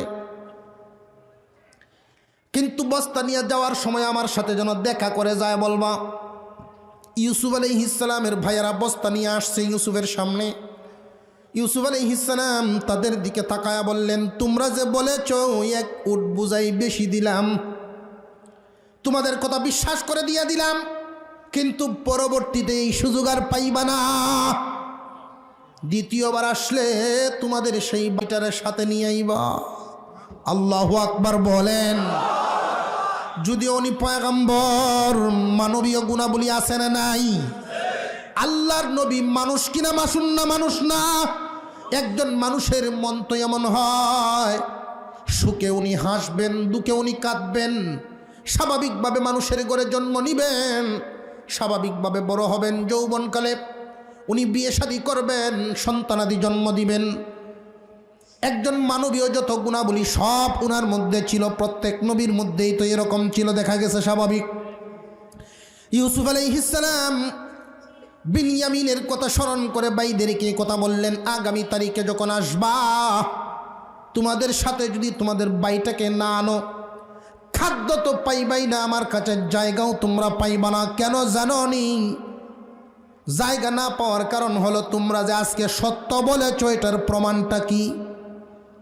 যদি এটাকে প্রমাণ করা লাগে, আগামী তারিখে ভাইকে নিয়ে আসতে হবে। 10 ভাই, বড় ভাই জবাব দেয়, ঠিক আছে হুজুর, আমরা চেষ্টা করব বাবাকে বুঝাইবার জন্য। বাবাকে গিয়ে আমরা বুঝানোর চেষ্টা করব, কারণ বাবা তো তারে আর দিতে চায় না। কিন্তু বুঝায় তো আমরা আনতেই হবে, নইলে তোর খাদ্য আমরা পাবো না, আপনার কাছে জায়গাও পাবো না। বুঝানোর চেষ্টা করব। এই 10 ভাই ফিরে যখন বাবার কাছে চলে গেলেন, তারা যাইতেছেন অন্যান্য কাফেলারা চলে গেছে, 10 ভাইয়ের কাফেলা তো যায় না। ইয়াকুব আলাইহিস সালাম বারবার বিনিয়ামিনকে বলেন, বিনিয়ামিন দেখো তো তোমার ভাইদের কাফেলাটা এখনো কেন আসে না? আশপাশের কাফেলাগুলো চলে আসছে, তোমার ভাইদের কাফেলা কেন আসে না? 2-3 দিন দেরি হয়ে গেল, কারণ ইউসুফ আলাইহিস সালাম এদের মেহমানদারি করাইছেন। কথা বুঝে আসছে? ইউসুফ আলাইহিস সালাম এদের মেহমানদারি করায় যখন পাঠাইছেন, ওরা তো খুব খুশিতে চলতেছে। বিনিয়ামিন হঠাৎ করে লক্ষ্য করলেন 10 ভাই খুব খুশি হয়ে যাইতেছেন বস্তা ভর্তি খাদ্য নিয়ে। বাবার কাছে গিয়ে যখন খবর জানাইলেন আপনার 10 পুত্র আসতেছেন, খাদ্য বোঝাই উট নিয়ে তারা আসতেছেন, ইয়াকুব আলাইহিস সালাম আল্লাহর কাছে শুকরিয়া আদায় করলেন, নবীও খুশি হয়ে গেলেন। আল্লাহর নবী ইয়াকুব আল্লাহর কাছে দোয়া করলেন, আল্লাহ যেই বাদশাহ এত সুকৌশলে খাদ্য দেওয়ার ব্যবস্থা করছে, আল্লাহ যেই বাদশাহ এত সুন্দর সুকৌশলে খাদ্য দেওয়ার ব্যবস্থা করলো, তার উপরে রহম করো। আল্লাহর কাছে দোয়া করেন। ইয়াকুব নবী তো জানে না এটা তার সন্তান। 10 ভাই বাড়িতে আসছেন। বাড়িতে আসার পরে কি গল্প, নতুন নতুন আত্মীয় বাড়ি থেকে আসলে গল্প হয় না? গল্প করতেছে, এইভাবে আপ্যায়ন করেছে, ওইভাবে আপ্যায়ন করেছে, এর মতো ভালো মানুষ আর হয় না। অনেক ভালো মানুষ, খাদ্যশস্যে এত ওজন যে দেয় মাপে, এত সঠিকতা, এরপরে আত্মীয়তা, সুন্দর করে হেফাজত করার মালিক তো আল্লাহ। আল্লাহ যদি কাউকে চান তাহলে ইজ্জতওয়ালা বানায় দেন, আল্লাহ যদি কাউকে চান তারে জিল্লতি দিয়া দেন। আল্লাহ যদি ইজ্জত দেন তামাম দুনিয়ার সব মানুষ তারে জিল্লত দিতে পারে না। আর আল্লাহ যদি অপমান করেন, নিজের ঘরের ভিতরে অপমান করেন। ইউসুফ আলাইহিস সালামের ভাইয়েরা বাবাকে সম্মত করলেন, 10 ভাই একসাথে যাবেন, রাজি হয়ে গেছেন। তবে এই 10 ভাই যে যাবেন, ইউসুফ আলাইহিস সালামের আব্বা একটা পরামর্শ দিছেন, মোটামুটিভাবে ঘটনাটা শেষ করতে হবে। অনেক উলামায়ে কেরাম আছেন, কথা তো কিছু অনেক থাকতেছে, এটা থাকতেই পারে, একটা ঘটনা তো অনেক বছরের একটা ঘটনা, এটা চেষ্টা করলেই তো শেষ করা যায় না, মাঝে মাঝে কিছু থাকতেই পারে। মূল বিষয়টা আমাদের বুঝে আসলেই হলো। ছাত্র উস্তাদ মনে আসেনি, মুড়ি খাইতে বসছে, মুড়ির পরিমাণ হইল 3 টাকার, এক পোটলা, 2 জন বসছেন। আবার ইফতারের টাইমে খাওয়ার চাহিদা কম না বেশি?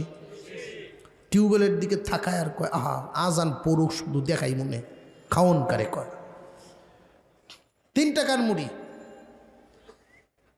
2 জন সমবয়সী একজন আর একজনকে বলতেছে, তুমি তো অনেক বড় জ্ঞানী, অনেক বড় আলেম, তুমি তো কেরাত খুব সুন্দর বলতে পারো, সূরা শামস যেই কেরাত খুব সুন্দর করে এই সূরাটা কেরাত হয়, এই সূরাটা একটু শোনাও আমাকে। হুজুরের উদ্দেশ্য হইল যে ওরে দেই কেরাতে লাগাইয়া আমি একটু বেশি খাইলাম। তো ও বিষয়টা বুঝে ফেলে বলতেছে, অশামসি ওয়া যুহাহা মাসকানে বহুত হা ওয়ালা ইয়াখাফু উকবাহা। শেষ। খাওয়া শুরু করছে, তার আপত্তি তো পূরণ হয়ে গেছে। হুজুর আপনি তো ছোটবেলায় শুনতাম আপনি কত সুন্দর করে সূরা ইউসুফের তাফসীর করছেন, আহা এত ভালো লাগতো হুজুর, যদি আজকে একটু শোনাইতেন। ভাই এখন না, আমি তো আপনারটা মানছি হুজুর, আপনি একটু বলেন না। মনে মনে যাই হোক, পরে যদি হুজুরকে যদি লাগাই দিই তাহলে তো আমার খাওয়াটা একটু বেশি। হুজুরও বলে ফেলছেন, ইয়াকুব আলাইহিস সালাম ছেলেকে হারায়া ফেলছেন ছোটোবেলায়, অনেক দিন কান্নাকাটি করছেন, অনেক উত্থান পতন গেল, অবমরটন গেল, অবশেষে ইয়াকুব আলাইহিস সালাম ইউসুফ আলাইহিস সালামকে খুঁজে পেয়ে ফেলছেন।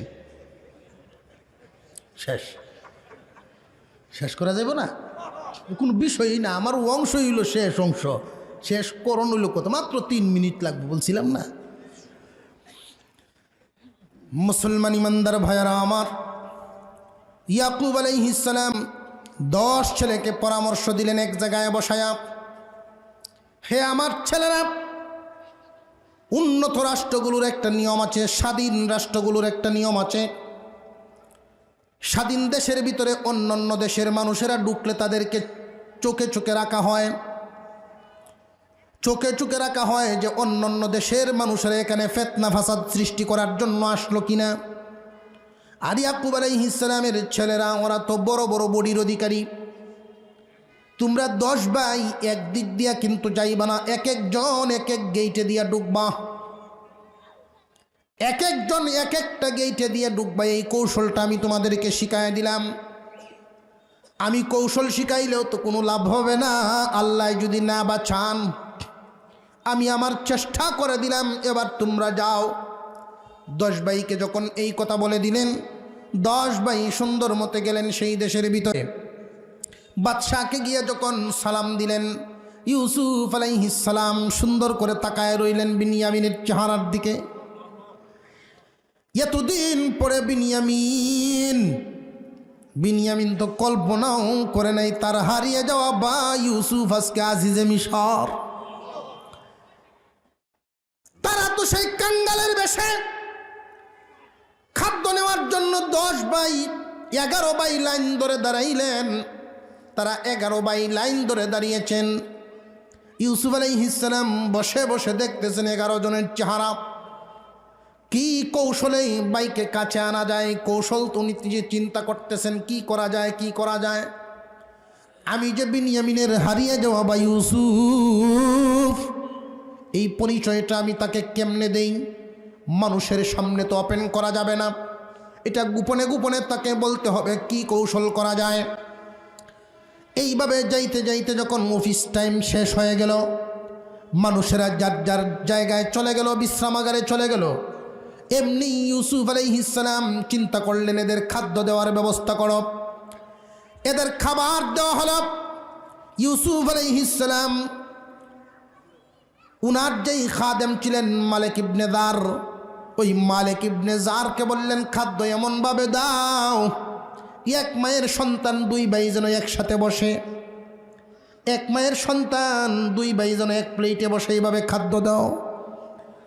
খাবার প্লেটগুলো সাজানো হলো, 2 ভাই করে বসতেছেন। তারা তো এক মায়ের সন্তান, 10 ভাই মনে আসেনি? 10 ভাই 5টা প্লেটের মধ্যে বসে পড়ল। বিনিয়ামিন একটা প্লেটে একা বসে আছে আর কান্দে, চোখের পানি ছাড়তেছে আর কাঁদতেছে। ইউসুফ আলাইহিস সালাম জিজ্ঞাসা করেন, রে ভাইরা তোমার এই ভাইটা কেন কান্দে? 10 ভাইয়ে জবাব দেয়, হুজুর তার একটা মার পেটের ভাই ছিল, তার নাম ছিল ইউসুফ। এই ইউসুফ যদি আজকে থাকতো তাহলে তো তার সাথে বসে খাইতো। ইউসুফ আলাইহিস সালাম বলেন, তোমরা যদি মনে কিছু না করো তাহলে ওই তোমাদের ছোট ভাইটারে আমার সাথে নিয়ে খাওয়াবো। বলে হুজুর অসুবিধা নাই। ইউসুফ আলাইহিস সালাম বলেন, মালিক ইবনে জার আমার খানার ব্যবস্থা করো আর বিনিয়ামিনকে আমার সাথে এনে বসাও। নিয়ম ঠিক আছে নি? এক মায়ের 2 ভাই, এক মায়ের সন্তান 2 ভাই এক প্লেটে বসবে। তারা 10 ভাই 5 প্লেটে, তারা 2 ভাই এক প্লেটে। কিন্তু বিনিয়ামিন খানা খাচ্ছে আর চোখের পানি ছাড়ছে, তার কিন্তু কান্না বন্ধ হয় নাই, সে কিন্তু কান্না থামায় নাই, খাইতে পারে না। ইউসুফ আলাইহিস সালাম বিনিয়ামিনের মাথায় হাত দিলেন, রে বিনিয়ামিন তুমি তো কান্না থামাইতেছ না, কারণ কি? হুজুর আমার ভাই ইউসুফ যদি বেঁচে থাকতেন মনে হয় আপনার মতোই হইতেন। ইউসুফ আলাইহিস সালাম আর নিজের আবেগটা ধরে রাখতে পারেন নাই, তিনি বলে দিলেন, বিনিয়ামিন আমি তোমার ভাই ইউসুফ। বিনিয়ামিন আমি তোমার ভাই ইউসুফ, তবে নিজেকে খুব ধৈর্যশীল বানাও। এই মুহূর্তে তুমি কান্নাকাটি করবে না, তাহলে ব্যাপারটা প্রকাশ হয়ে যাবে। বিনিয়ামিন তোমার সাথে আমি কথা বলি। রাত্রিবেলায় যখন ঘুমাইলেন ইউসুফ আলাইহিস সালাম বিনিয়ামিনকে সাথে নিয়ে ঘুমাইলেন। সারাটা জীবন উনি কোনভাবে খাটাচ্ছেন, তার বাবার কি অবস্থা, বিনিয়ামিনের সাথে ভাইয়েরা কি আচরণ করে। বিনিয়ামিনের সাথে আচরণ তো খারাপ করে। ইউসুফ আলাইহিস সালাম বলেন, চিন্তার কোনো কারণ নেই, আমি হলাম তোমার ভাই, এই খারাপেরা তোমার সাথে কোনো খারাপই করতে পারবে না, এখন থেকেই তুমি আমার কাছে থাকবে। বিনিয়ামিন বলেন, ভাই কেমনে আপনি আমাকে রাখবেন? যে রাখার কৌশল আল্লাহ আমারে শিখায় দিবেন। রাখার কৌশল কি হতে পারে, কি হতে পারে? দুই ভাইয়ের মধ্যে পরামর্শ হয়েছে অনেক। এই মিশরের যেই রাষ্ট্র, মিশর রাষ্ট্রের মিশরীয় বাদশার তো একটা বিধান আছে, তার তো সংবিধান আছে। এক এক দেশের সংবিধান এক এক রকম, চুরের সাজা, চুরের শাস্তি সব রাষ্ট্রের সংবিধানে এক না এক এক রকম। কথা বুঝে আসতেছে নাকি? এক এক রকম সংবিধান, চুরের শাস্তি তো সবার বেলায় সমান হয় না। ইউসুফ আলাইহিস সালাম বিনিয়ামিনকে নিয়ে একটা কৌশল করলেন। কৌশল করে পরের দিন সকালবেলায় বাস্তবায়ন করতে লাগলেন, যে কোনো কৌশলে তো বিনিয়ামিনকে রাখতে হবে। মালিক ইবনে জারকে জানায় দিলেন, মালিক, যখন মালামালেদের বস্তার ভিতরে বড়, বিনিয়ামিনের বস্তাটার ভিতরে আমার গ্লাসটা রেখে দিও। আমি যেই গ্লাস দিয়ে পানি পান করি, এই গ্লাসটা বিনিয়ামিনের বস্তার ভিতরে ভরে দিবা। বিনিয়ামিনের বস্তার ভিতরে ভরে দেওয়া হলো। পরবর্তীতে কি করা লাগবে সেটা তোমরা দেখবে।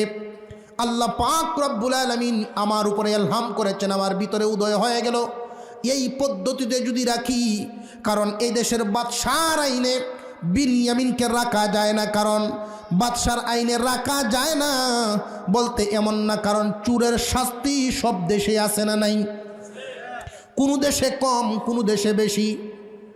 বাদশার আইনে রাখা যায় না বলতে বুঝাইলেন, বাদশার আইনে একজন নবীর জন্য বাদশার আইন প্রয়োগ করাটা ঠিক হয় না। কারণ নবী এই দেশে এসেছেন আল্লাহর আইন বাস্তবায়ন করার জন্য। একজন মুসলমান সব সময় তার দিলের তামান্না হবে জমিনে কোরআনের আইন বাস্তবায়ন হবে, কিন্তু এই আইন একদিনে বাস্তবায়ন করা সম্ভব নয়। কারণ আপনার আমার পয়গম্বর সাল্লাল্লাহু আলাইহি ওয়াসাল্লাম তো একদিনে বাস্তবায়ন করতে পারেন না। কালিমার দাওয়াতও চলতেছে, সাহাবায়ে কেরাম ইসলাম গ্রহণ করেছেন, মুসলমান হয়েছেন, এরপরেও মদ খেয়েছেন। মদের আইন কি একদিনে নাজিল হয়েছে না কয়েকদিনে, কয়েক তরফায় নাজিল হয়েছে? কথা বুঝে আসতেছে নাকি? আল্লাহর আইন জমিনে কায়েম হবে। তুমি পারো আর না পারো, মনের ভিতরে আবেগ থাকতে হবে, মনের ভিতরে ইচ্ছা থাকতে হবে। যদি তোমার ভিতরে ইচ্ছা না থাকে তাহলে তুমি চিন্তা করো তোমার ভিতরে মুসলমানি আছে না না?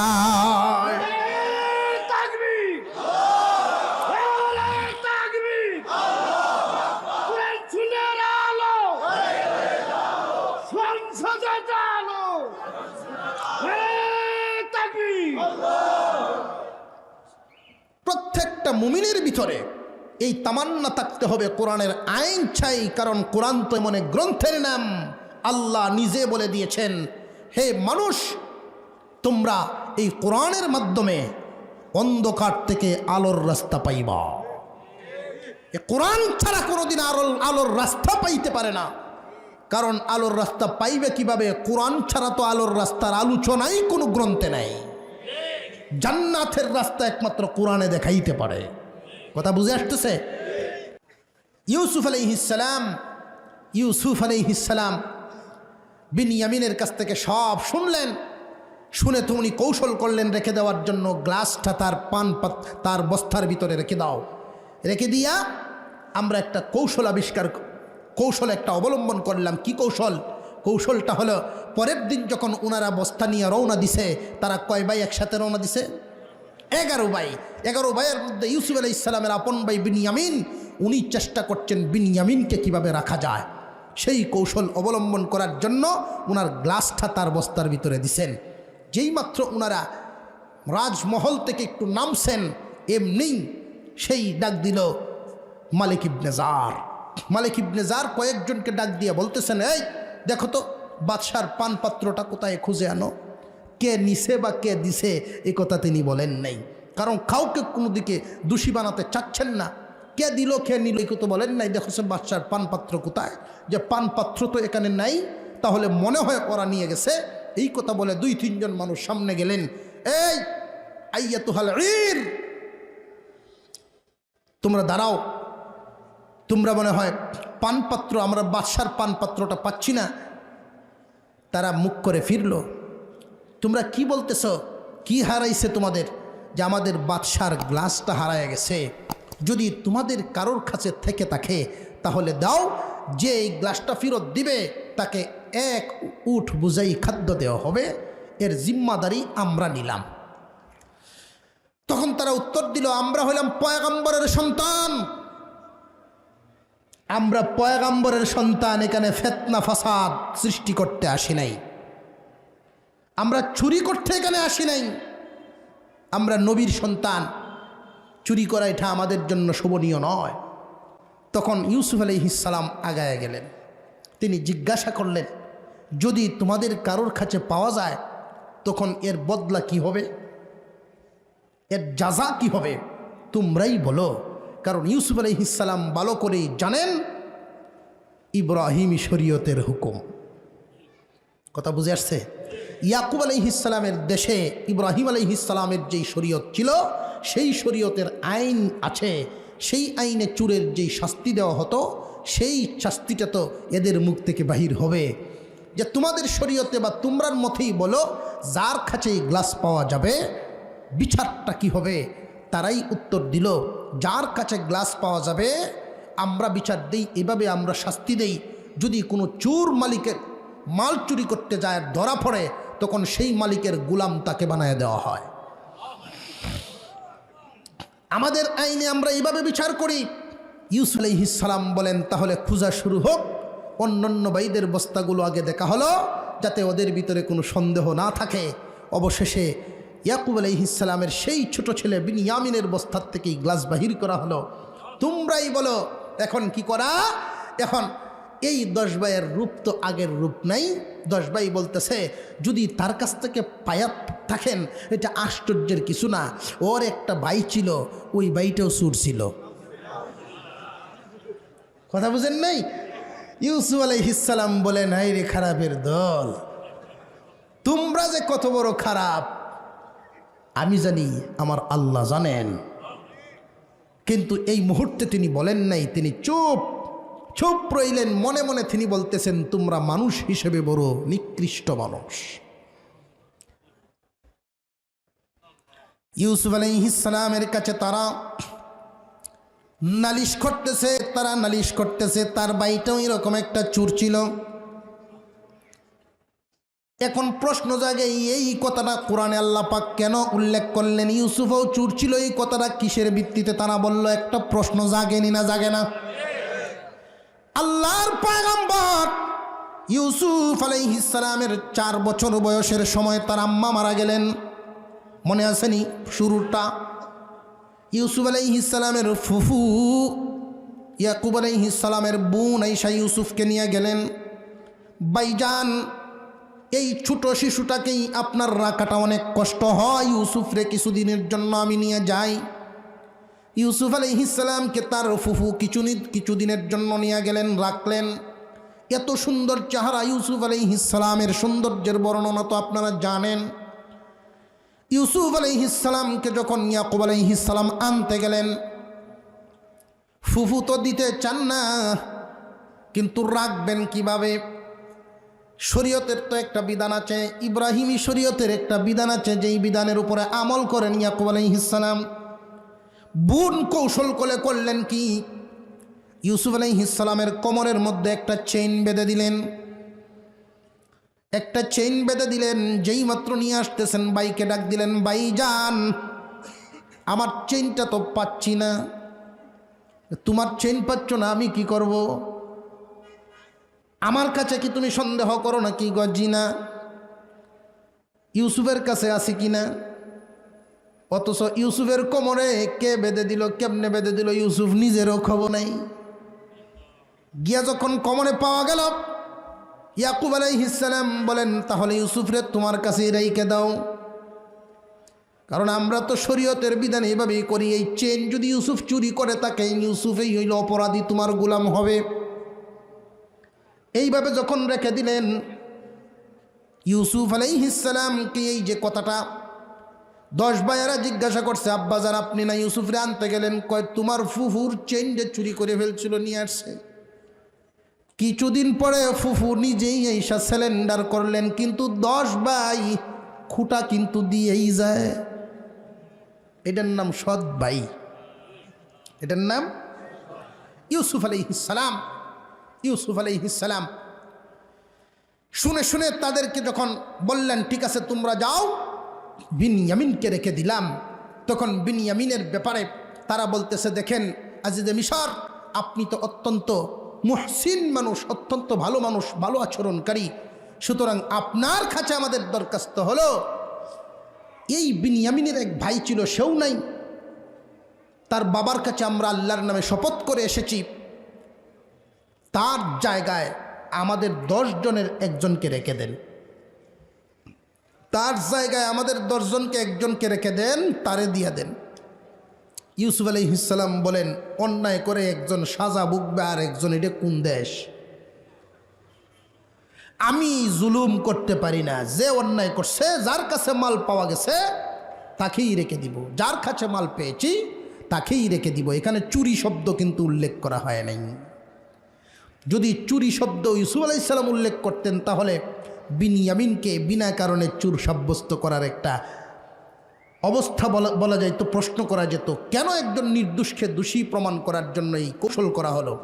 ইউসুফ কিন্তু বিনয়ামিনকে চুর বলেন নাই, যার কাছে গ্লাস পাওয়া গেছে তাকে ছাড়া কাউকে রাখবো না, রেখে দিলেন। এখন তো তারা হইল কয় ভাই? তারা 10 ভাই। তারা 10 ভাইয়ের মধ্যে বড় ভাই যিনি, তিনি বলতেছেন, এই তোমরা কি বুঝলে লাইছো আব্বার সাথে কি ওয়াদাটা করে আইছো? আল্লাহর নামে শপথ করে আসছো, আমি সেই দেশে যাব না, এই জমিনেই থাকবো, তোমরা যাও। যতক্ষণ আল্লাহর পক্ষ থেকে কোনো ফয়সালা না আসবে, আমার আব্বা আমাকে যতক্ষণ আদেশ না দিবেন, আমি কেনানে যাব না, তোমরা যাও। 9 ভাই চলে আসছেন। ইয়াকুব আলাইহিস সালামের দরবারে কয় ভাই আইছেন?